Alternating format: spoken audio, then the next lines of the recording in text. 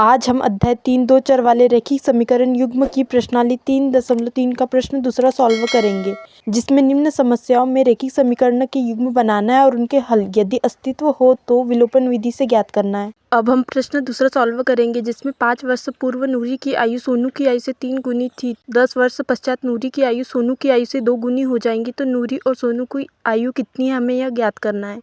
प्रश्न में पूर्व बोला है तो पूर्व का अर्थ होता है पहले, तो हम घटाते हैं, तथा पश्चात होता है मतलब बाद में, तो हम उसके लिए प्लस करते हैं। यहाँ पर हमें नूरी और सोनू की आयु ज्ञात करना है, तो हम मान लेंगे कि नूरी की आयु x वर्ष है तथा सोनू की आयु y वर्ष है।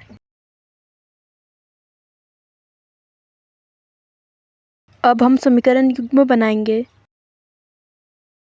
तो प्रश्न में दिया है 5 वर्ष पूर्व नूरी की आयु हमने x वर्ष मानी थी, तो 5 वर्ष पूर्व उसकी आयु होंगी x ऋण 5 वर्ष।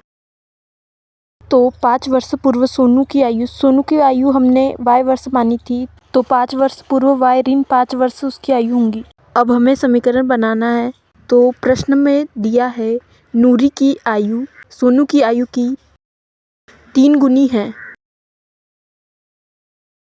तो समीकरण बनेगा x ऋण 5 बराबर y ऋण 5। नूरी की आयु सोनू की आयु से 3 गुनी है, तो y ऋण 5 में 3 का गुना होगा। 3 का गुना y ऋण 5 में होगा, तो 3y ऋण 15 आएगा। अब चर वाली संख्या एक तरफ तथा अचर वाली संख्या एक तरफ आ जाएंगी, तो x ऋण 3y बराबर ऋण 15 धन 5 होगा। अब इसको सॉल्व करेंगे तो विपरीत चिन्ह तो संख्या घटेंगी तथा बड़ी संख्या के आगे ऋण का चिन्ह तो ऋण 10 आएंगे। इसको समीकरण 1 मानेंगे। अब हम दूसरा समीकरण बनाएंगे। तो पुनः प्रश्नानुसार प्रश्न में 10 वर्ष पश्चात बोला है, तो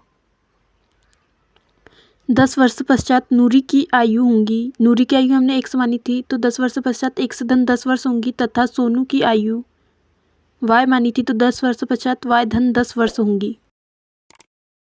अब समीकरण बनाना है। तो समीकरण के लिए बोला है नूरी की आयु सोनू की आयु की 2 गुनी है, तो समीकरण बनेगा x धन 10 बराबर y धन 10। नूरी की आयु सोनू की आयु की 2 गुनी है, तो y धन 10 में 2 का गुना y धन 10 में होगा, तो 2y धन 20 आएगा।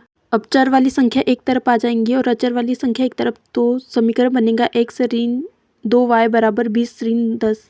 अब 20 में से 10 जाएगा तो 10 आएगा। इसको समीकरण 2 मानेंगे। यहाँ पर समीकरण 1 व 2 में एक चर के गुणक समान हैं, तो यहाँ पर हम डायरेक्ट घटा देंगे। तो समीकरण 1 में से समीकरण 2 को घटाने पर,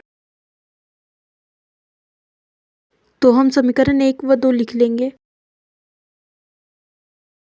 यहाँ पर हम घटा रहे हैं तो समीकरण 2 के चिन्ह बदल जाएंगे, तो x चर वाले गुणक समान है तो वो कट जाएंगे, और यहाँ पर विपरीत चिन्ह तो संख्या घटेंगे और बड़ी संख्या के आगे ऋण का चिन्ह तो ऋण y आएगा, और यहाँ पे संख्या जुड़ जाएंगी तो ऋण 20 आएगा। बीच में बराबर का चिन्ह तो दोनों तरफ के ऋण चिन्ह कट जाएंगे, तो y का मान 20 प्राप्त होगा। अब y का मान किसी भी एक समीकरण में रखेंगे, तो y का मान समीकरण 1 में रखने पर समीकरण 1 लिख लेंगे। अब मान लिखेंगे तो x ऋण 3 गुणित 20 बराबर ऋण 10 आएगा। अब 20 का गुना ऋण 3 से होगा तो ऋण 60 आएगा। अब x का मान निकलना है तो x बाहर निकल जाएगा और ऋण 60 पक्षांतर होगा तो धन 60 आएगा। तो 60 में से 10 जाएगा तो 50 आएगा। तो उत्तर होगा नूरी की आयु हमने x वर्ष मानी थी, तो x का मान हमें 50 प्राप्त हुआ, तथा सोनू की आयु हमने y वर्ष मानी थी, तो y का मान हमें 20 वर्ष प्राप्त हुआ।